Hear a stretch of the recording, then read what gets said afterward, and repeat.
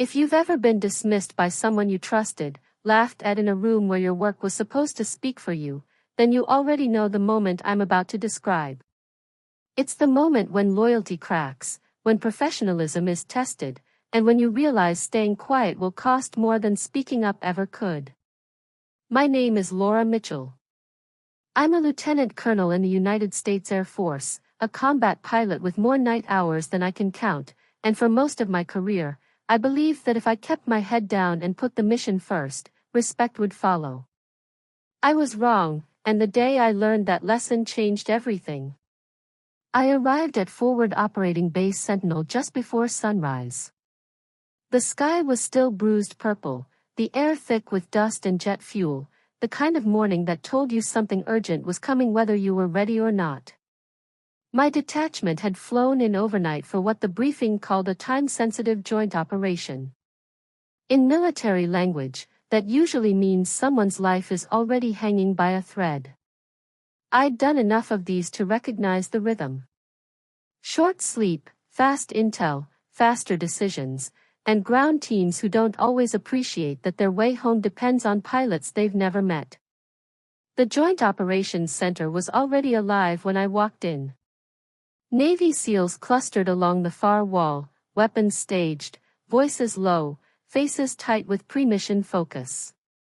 I recognized the look immediately. I'd seen it on men I'd extracted from ravines, deserts, and places that never appeared on any official map. At the center table stood Captain Ryan Mercer, the SEAL team commander. Mid-40s, broad-shouldered, the kind of confidence that comes from years of being the loudest voice in the room. His executive officer, Lieutenant Cole Harris, hovered beside him with a tablet, nodding at whatever Mercer said. Neither looked up when I took my place. I joined Major Allison Grant, our intelligence officer, as she spread satellite imagery across the digital display. She caught my eye and gave me a subtle nod. It was the kind of look that said, "Get ready, this one's going to be rough." The briefing started without ceremony. An American contractor held hostage at a remote compound. An 18-hour window before the situation degraded further. Mercer dominated the room, outlining ingress routes, breach points, and contingencies. He addressed every male officer by rank and name. When Major Grant added an update on enemy movement, he acknowledged it without looking at her. When I pointed out a timing conflict between their planned insertion and our restricted air corridor clearance, he redirected the question to Harris. "Lieutenant, coordinate with them on that." Them. Not me. Not the Air Force detachment. Just them. I let it go. Mission first. Always. But I noticed. I always noticed. Over the next 6 hours, we cycled through rehearsals and contingency plans. Weather shifted. Intel updated. Timelines compressed. Mercer grew sharper with every change. He snapped at his own people, brushed off suggestions from anyone not wearing Navy camouflage, and treated my team like an inconvenient necessity. At one point, he questioned our reliability, not our specific aircraft or crews, just reliability in general, as if 2 decades of Air Force combat aviation was somehow theoretical. "We need guarantees," he said, eyes fixed on the map, not on me. "We can't afford soft support." Major Grant stiffened beside me. I rested a hand on her arm, subtle, steady. "Not here. Not yet." Later, near the coffee station, I overheard Mercer speaking to his senior enlisted advisor. His voice carried more than he probably intended. "We don't need desk officers slowing us down. Half these people have never been under real fire." I poured my coffee slowly, deliberately, letting him think I hadn't heard a word. But I had, and it bothered me, not because of my ego, but because dismissal breeds mistakes, and mistakes get people killed. By early evening, exhaustion hung over the operations center like fog. Mercer avoided direct interaction with me entirely. When my input was required, he filtered questions through Harris. When I spoke, he stared at his notes. When I moved, he looked elsewhere. It was deliberate, and everyone felt it. One of my senior crew chiefs pulled me aside during a break. "Ma'am," she said carefully, "is it just me, or is Captain Mercer?" I finished the thought for her, questioning my presence. She nodded, frustrated. "Does he know who you are?" I met her eyes. "He doesn't need to. We do the job. That's it." But the truth was, it did matter. Not just for me, but for every woman who'd been told, quietly or loudly, that competence came with conditions. At 2,100 hours, the liaison commander briefed us on updated threats. The hostage's condition was deteriorating. The mission clock was accelerating. "We move at first light," Mercer said, leaning forward. "No delays." The liaison nodded. "Full air support is approved. Colonel Mitchell's detachment will handle ingress and extraction." It was the first time my rank and name were used in Mercer's presence all day. He blinked, almost surprised, as if he'd forgotten I was there. "Understood," he said flatly. The room broke apart to prep. I stayed behind with Major Grant and my flight lead, refining corridors and contingencies. Mercer lingered near the exit, speaking in low tones with his advisor. I caught fragments. "Don't trust it. It's about capability, sir." "We'll see." I closed my folder and looked up. Mercer was watching me now, sidelong, skeptical, like he'd already decided I would fail and was simply waiting for confirmation. I held his gaze for a beat. Then another. He looked away first. I walked back to my quarters under a clearing sky, the base humming with pre-mission energy. Engines warming. Radios crackling. I'd been in this place before, mentally and physically, but something felt different. Like a pressure point building, a moment where the unspoken would finally surface. I didn't know when it would happen, only that it would. The call came at 0415. I was already awake, dressed, reviewing flight data when my crew chief burst in. "Ma'am, they've moved the window. Insertion at 0600. They need you in the TOC now." I was moving before she finished. The corridors were chaos, controlled but urgent. I stepped into the operations center and straight into a storm. Mercer stood in the middle of the room, face flushed, voice raised. "I need a combat-cleared pilot right now. We've got a 12-minute window and no answers." Radios squawked. Officers scrambled. Harris was on a headset, talking fast. Everyone was moving except Mercer, who looked like a lightning strike searching for ground. I stepped forward, calm, steady, exactly the way I had 1,000 times before. "Lieutenant Colonel Laura Mitchell, Air Force. I have the clearance." The room didn't just quiet. It froze. Mercer turned toward me and laughed, not a nervous chuckle, but a loud, deliberate laugh meant to land. He shook his head. "You've got to be kidding me." He stepped closer, arms crossed, voice dripping with condescension. "Women don't fly combat, sweetheart. This isn't training. Sit down before you embarrass yourself." No one moved. Harris stared at the floor.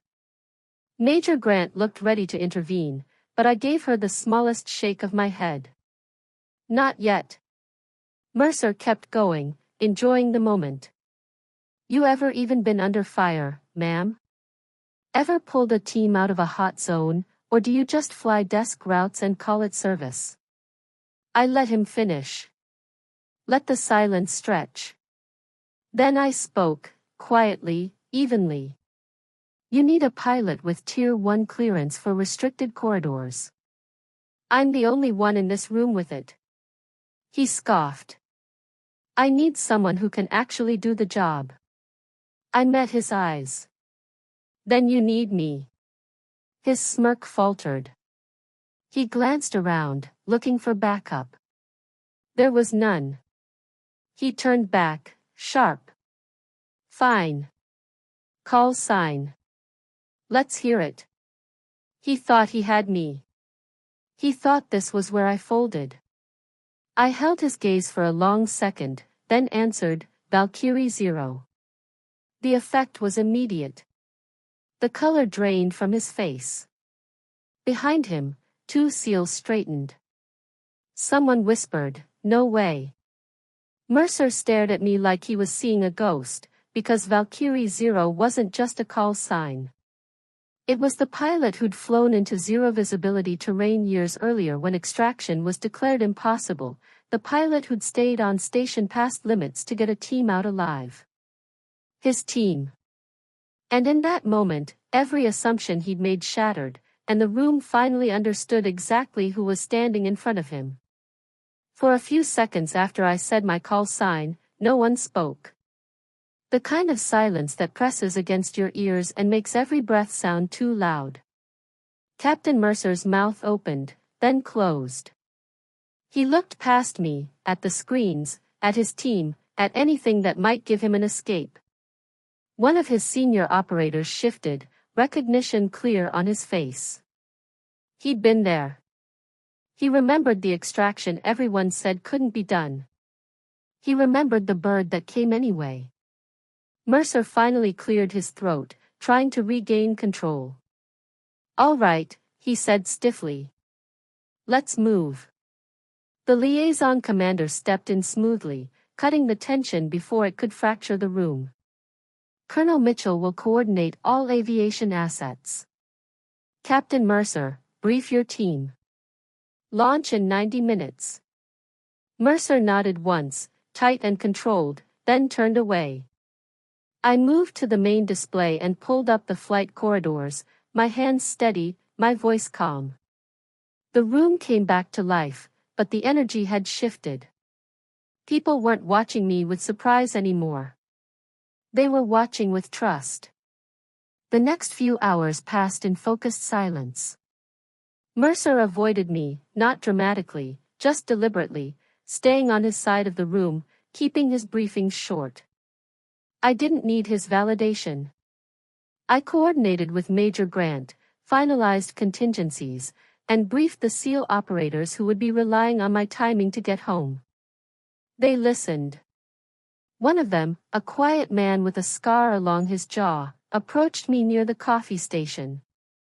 Ma'am, he said softly, I was on that bird years ago. You stayed past bingo fuel. I nodded. You shouldn't have, he added, not accusing, just stating fact. But you did. You needed the extra minutes, I replied. He held my gaze. Thank you. He walked away before I could answer. By early afternoon, the mission clock ticked louder. Weather held. Intel stabilized. Everything lined up. Major Grant pulled me aside. Are you filing a report? She asked quietly. I hadn't planned on it when the day began.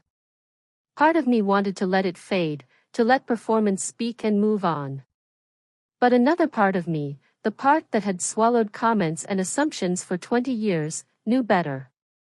Yes, I said. She nodded. No judgment. Just understanding. This wasn't about revenge. It was about accountability. Bias didn't just hurt feelings. It delayed coordination. It created gaps. And gaps got people killed. I wrote the memorandum that evening. Factual. Precise. No emotion. I documented the delay, the public dismissal, the operational risk. I sent it up the chain and returned to mission prep. At some point, Mercer was summoned to the task force commander's office. I didn't ask how it went. I didn't need to. The next morning, I learned he'd been reassigned for the remainder of the operation. Risk mitigation, they called it. I coordinated directly with his senior enlisted leader and the liaison commander instead. The mission didn't pause for bruised egos. We launched just before dawn. Clear skies, narrow corridors, no margin for error. I flew lead, muscle memory taking over as the mountains slid beneath us. Insertion was smooth. The team moved fast. I held on station, watching thermal feeds, listening to voices tight with urgency. Then the call came. Valkyrie Zero, package secured. Hot extraction. Copy, I said. I pushed the approach hard, aggressive but controlled. Tracers cut through the early light. Alarms screamed. I ignored them, focused on airspeed, angle, timing. Wheels down. Doors open. The team sprinted aboard, dragging the hostage between them. Go, someone shouted. I was already lifting. We cleared the zone under fire, metal screaming, systems complaining. 8 minutes from insertion to wheels up. Clean. Back at Sentinel, the adrenaline faded into routine. Debriefs. Reports. The hostage was alive. The mission succeeded. Mercer stood off to the side, no longer in command, watching as his team praised the execution. When I climbed down from the aircraft, he met my eyes and nodded once. I returned it. Nothing more was needed. Later that day, he approached me outside the operations center. Colonel Mitchell, he said, hands in his pockets, trying for casual and failing. You didn't have to file that report. I turned to face him. I did what the mission required. His jaw tightened. You made me look bad. No, I said evenly. You did that yourself. He tried another angle. One report can derail a career. You questioned mine in front of an entire room, I replied. How is that different? He had no answer. Can you pull it? He asked finally. We can move on. I shook my head. This isn't personal. It's professional. You created risk. I reported it. That's how this works. He looked at me for a long moment, then nodded, defeated. Understood. The days that followed were quieter. Mercer kept his distance. The operation wound down. Commendations came through channels. My detachment was recognized for exceptional performance. Mercer's name appeared once, neutral, factual. No drama. Just record. 3 days later, he tried again, softer this time. I respect what you've done, he said. I just didn't know. I met his eyes. That was the problem. He nodded slowly. I'm sorry. I acknowledged it without absolution. Apologies didn't erase consequences. They were a start, not a finish. When the deployment ended, I flew home with my team. The desert stretched beneath us, endless and indifferent. Life returned to its rhythm. Training flights. Planning cycles. Mentoring younger pilots. The incident became a quiet reference point in classified circles. The SEAL captain who dismissed the wrong pilot. The call sign that carried weight. I didn't dwell on it.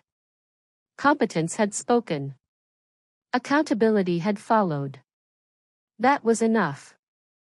Months later, I sat across from a newly winged pilot, barely 24, eyes sharp and hungry.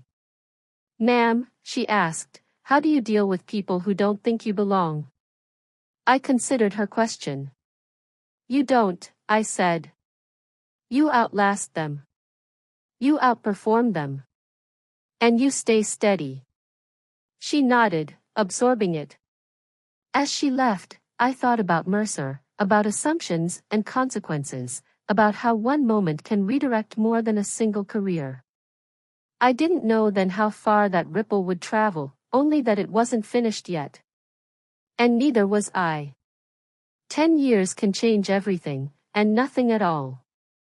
I'm 49 now, a full colonel with silver eagles on my shoulders and more joint operations behind me than I ever planned to count. I've traded constant cockpit time for strategy rooms and classified briefings, shaping operations instead of flying every one of them. I still get airborne when I can, proficiency flights, training runs, the rare operational transport, but my role now is about decisions that ripple outward. The memory of that morning at Sentinel never left me, not because of the insult, but because of what followed. Accountability doesn't always arrive with noise. Sometimes it shows up quietly, over time, changing trajectories you don't see until years later. 3 months after that deployment, Major Grant stopped by my office with an update. Captain Mercer had transferred stateside, assigned to a training role. Voluntary, she said. I shrugged. Transfers happen. What mattered was the lesson. The system had worked the way it was supposed to. Not perfectly, but honestly. Mercer faded from my daily awareness, and I focused on mentoring the next generation. Pilots who'd never question whether they belonged. Officers who expected to be judged on performance, not assumptions. That was progress. Years passed. Promotions came. Responsibilities grew. Then one October morning, an email landed in my inbox with a subject line that made me pause. A nomination to a joint Special Operations Advisory Board focused on integration and operational effectiveness. I scanned the list of names, many familiar, some not. Near the bottom, among the advisors, was a name I hadn't thought about in a long time. Ryan Mercer. Retired. Now consulting. I closed the email, poured coffee, and considered declining. Then I thought about the lieutenants I mentored, the doors that had opened since Sentinel. I accepted. The board convened weeks later at MacDill. Senior officers from every branch, men and women who'd lived the transition rather than debated it. We spent days reviewing data, attrition rates, performance metrics. The numbers told a story of progress with friction.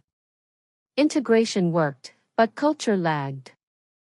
During one session, Mercer was asked to speak. He stood, careful, measured, and acknowledged his past assumptions without excuses. When the general facilitating the session asked about the catalyst for his change, he described a joint mission years earlier. A public dismissal. A realization. A report that altered his path. The room turned toward me. I confirmed the facts. No embellishment. No emotion. Just record.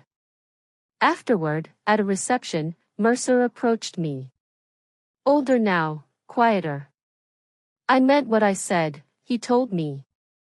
I was wrong. I believed he believed it. That was enough. This was never about forgiveness, I said. It was about accountability. He nodded, absorbing that truth. We weren't friends. We were professionals who'd learned something costly and necessary. That was appropriate. That was enough. The board's recommendations went forward months later. Not all survived, but enough did to matter. Mandatory integrated assignments for senior officers. Leadership evaluations tied to operational cohesion. Training framed around mission effectiveness instead of compliance. Real changes, not slogans. I forwarded the approval email to officers I'd mentored over the years. Progress wasn't loud. It was steady. 20 years after Sentinel, I stood at the Air Force Academy in front of cadets who'd grown up assuming women flew combat missions because, to them, it was normal. I told them the story, not as legend, but as a lesson. Not about vindication, but about evolution. One cadet asked if I ever wished it hadn't happened. I told her no. That moment forced conversations that needed to happen. It cost me something, but it opened doors for others. Some costs are worth paying. After the talk, a young woman waited until the room cleared. She introduced herself, a future aviator, sharp-eyed and determined. Her uncle, she said, had been on that mission years ago. He'd told her watching me stay calm and then file the report taught him more about leadership than any course. I thanked her and wished her luck. As she walked away, I felt the quiet satisfaction of a ripple moving forward. That night, I received a brief message from an unfamiliar address. Mercer. He thanked me for telling the story accurately, for focusing on what mattered. I replied simply, professionally. We all have a role to play. And we do. Change doesn't come from shouting or silence. It comes from showing up, drawing lines when necessary, and letting standards hold. Now, when young officers ask me how to deal with dismissal, I give them the same answer every time. Know your capability. Stay steady. Let your record speak. And when someone tries to reduce you to an assumption, you don't argue. You state who you are, clearly, calmly, and you move forward. Competence doesn't need permission. It proves itself. My call sign still carries weight in certain rooms, but it's no longer mine alone. It represents a standard. A reminder that the mission comes first, always, and that the best teams are built on trust earned through performance. That morning at Sentinel wasn't the end of a conflict. It was the beginning of a shift. One that's still unfolding, mission by mission, officer by officer. If this story resonated with you, I want to hear from you. Have you ever been underestimated until the truth came out? Did you walk away, or did you stand your ground and let your work speak? Share your experience in the comments. And if you believe stories like this matter, tap like, subscribe to the channel, and turn on notifications.